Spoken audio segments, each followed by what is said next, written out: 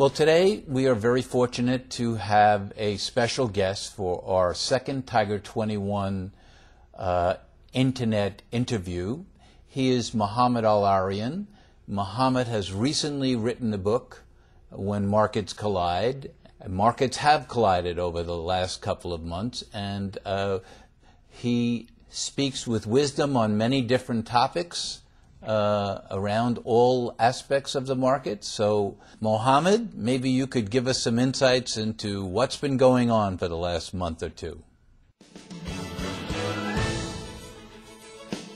One thing I got from the book was noise, this concept of noise, and within it, sometimes something very important comes out of the noise. Obviously, that noise has been going on for some time, but somehow or another in June, it all seemed to come together. Maybe you could sort of spend a couple of minutes and tell us, A, what you mean by noise, and B, why this noise became more effective in June.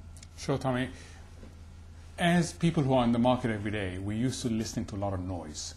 And by noise, we mean inconsistencies, aberrations, things that tend to go away. At some point, a couple of things happened. The noise became louder, and the inconsistencies went from being sequential to simultaneous. And at that point, a group of us said, wait a minute, this is not noise. These are signals. These are signals about a fundamental transformation in the global economy that will impact markets. So we started analyzing the noise. The noise was speaking to four very fundamental changes. And then we realized that the system wasn't ready. The infrastructure of the global financial markets, the infrastructure of the policy framework wasn't ready. So imagine you have old pipes and you put some new flow in it. Something's going to burst.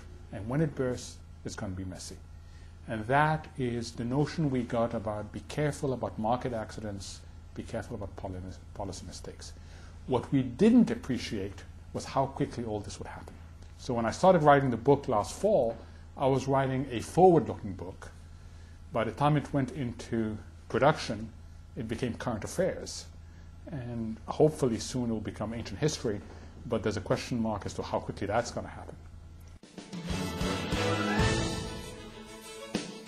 I know your thesis is that over the next 5 or 10 years that the emerging markets are going to be a much bigger part, or should be a much bigger part of our investment scenario. Does what's happened there scare you at all? If you look at the economies of emerging countries on the one hand, and then if you look at the markets on the other hand, you get a very strange situation. The economies are navigating this process extremely well.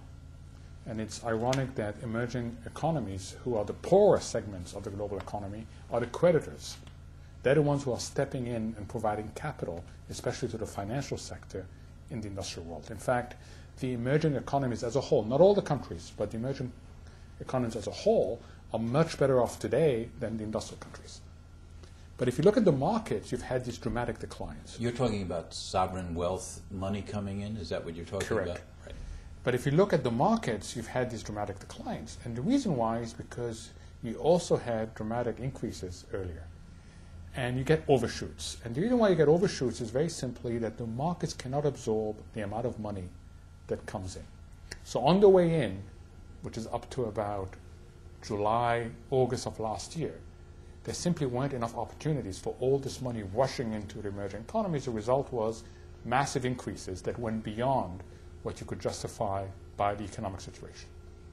However, as investors pulled their money back because they were having losses elsewhere and they needed to bring capital back, we've seen these dramatic declines that once again are overshoots. And that's the reality of investing in emerging economies. You're going to get overshoots because the markets are not big enough for the amount of money that wants to come in and then for the amount of money that wants to come out. So we're probably back to where we were last July in a lot of these economies. Do you think we're going to overshoot more on the downside? Yeah, I think we're going through a fundamental deleveraging of the global economy. You see it most clearly in the U.S. financial sector, where there's a de-risking of the balance sheet, where financial institutions are selling assets that they hold. And until the financial system, which is the nerve center of a capitalist system, until the financial institutions reach their equilibrium, there's going to be downward pressure on virtually any asset class. And that's just the reality of a deleveraging process. We have some food shortages going on. We have subsidies in oil that are changing, being lifted to a certain extent. What about social unrest and the possibility that social unrest in these countries can really throw a serious wrench in your thesis that emerging markets is a good place to be? It's an issue one has to look at. And let me take the example of Argentina, because I think that brings out most clearly the risk. Argentina is a very large exporter of food. It is unambiguous that Argentina should be better off with food prices where they are today. The country is better off, the society is better off because the world is willing to pay more for what it produces.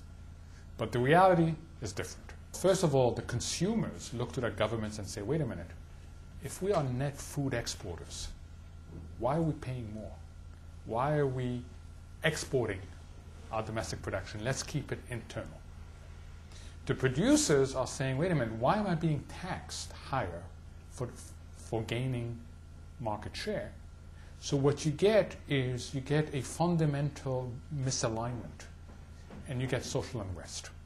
Even though here's a country that should be better off. So in Argentina you have the producers on strike and you have the consumers complaining, causing the government to do silly things like impose export tariffs. Why does that happen? The world is not ready for this transformation. The world was not ready for an increase in commodity prices that was warranted by underlying demand and supplies. Policymakers weren't ready, so even though in Argentina they're better off, they still aren't able to reconcile the demands coming from society. So this is a fragile time. The destination is a more balanced global economy, but the journey is incredibly bumpy, and there will be accidents. Some of them will be economic, some of them will be social, others will be political, and I think that's the reality of a transformation. It is non-linear. Do you think that the emphasis on oil as the commodity in the United States will allow demand destruction to force the commodities down